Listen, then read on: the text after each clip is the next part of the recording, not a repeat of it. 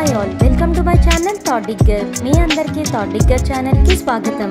ఈ ఛానల్ మీకు పురాతన దేవాలయాలు, పురాణాలు మరియు పవిత్ర గ్రంథాలు, హిందూ ఆచారాలు, పండుగలు, పర్వదినాలు గురించి మరియు ఈ ఆచారాల వెనుక దాగి ఉన్న పరమార్థాన్ని తెలియజేస్తుంది.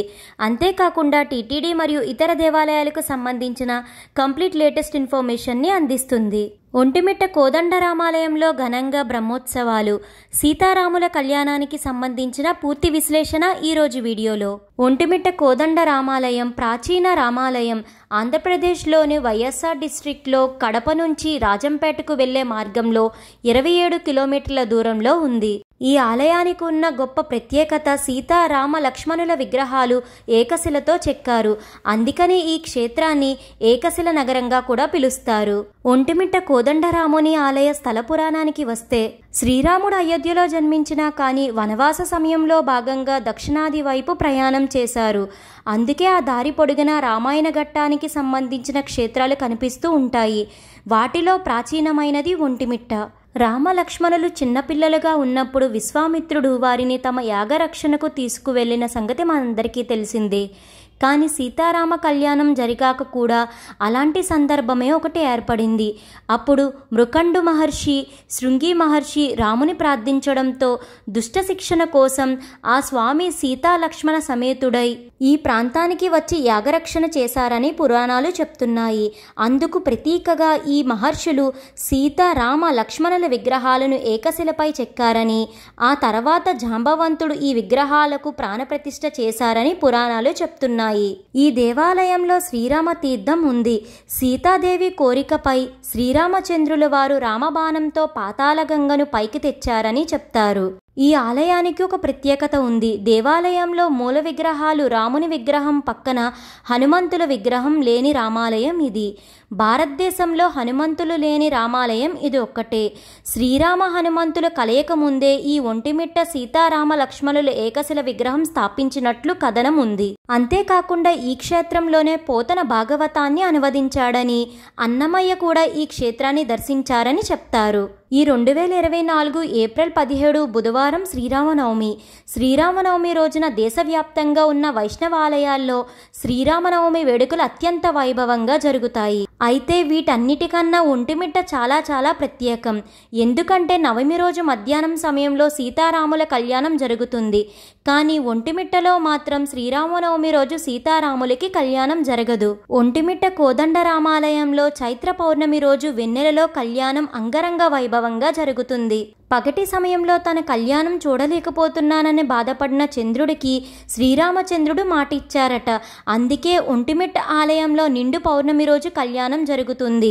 మరో కథనం ప్రకారం చంద్రవంశానికి చెందిన విజయనగర రాజులు తమ కులదైవాన్ని తృప్తిపరిచేలా రాత్రివేళ కళ్యాణం జరిపించే ఆచారం ప్రారంభించారని, ఇప్పటికీ అదే కొనసాగుతుందని అంటారు. కథనాలు కారణాలు ఏమైనా కానీ ఇతర ఆలయాలకు భిన్నంగా ఒంటిమిట్టలో కళ్యాణం పున్నమి కాంతుల్లో జరగడం ప్రత్యేకం. ఒంటిమిట్ట కోదండరాముని బ్రహ్మోత్సవాలు ఘనంగా ఏప్రిల్ 17 బుధవారం నుంచి ఏప్రిల్ 25 వరకు అంగరంగ వైభవంగా జరుగుతున్నాయి. ఈ బ్రహ్మోత్సవాలకి ఇప్పటికే టీటీడీ విస్తృతంగా ఏర్పాట్లను చేపట్టింది.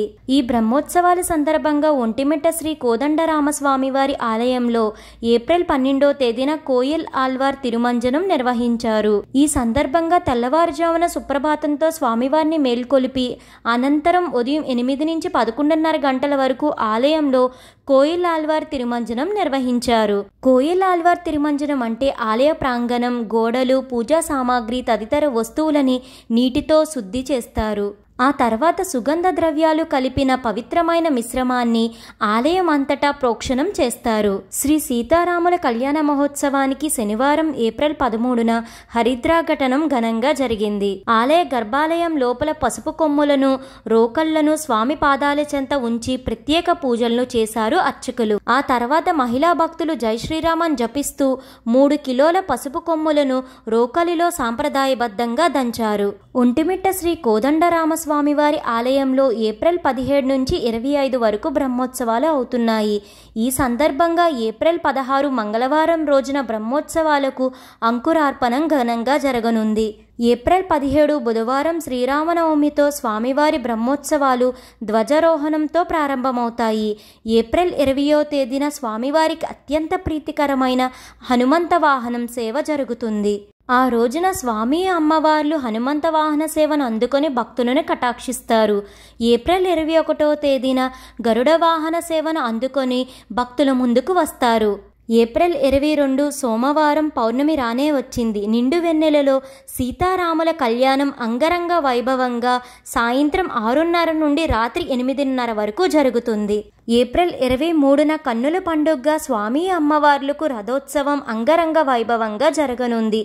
ఏప్రిల్ 25న చక్రస్నానం, ఏప్రిల్ 26న పుష్పయాగము జరగనుంది.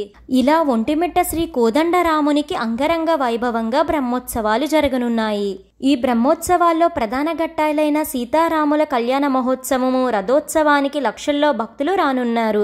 టీటీడీ ఎలాంటి ఇబ్బందులు లేకుండా భక్తుల కోసం అన్ని రకాల సౌకర్యాలను అందిస్తుంది.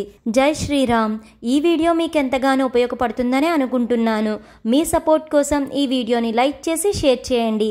ఇలాంటి మరెన్నో వీడియోస్ కోసం థాట్ డిగ్గర్ ఛానల్ని సబ్స్క్రైబ్ చేసి అక్కడే ఉన్న బెల్ ఐకాన్ని క్లిక్ చేయండి. Thank you for watching.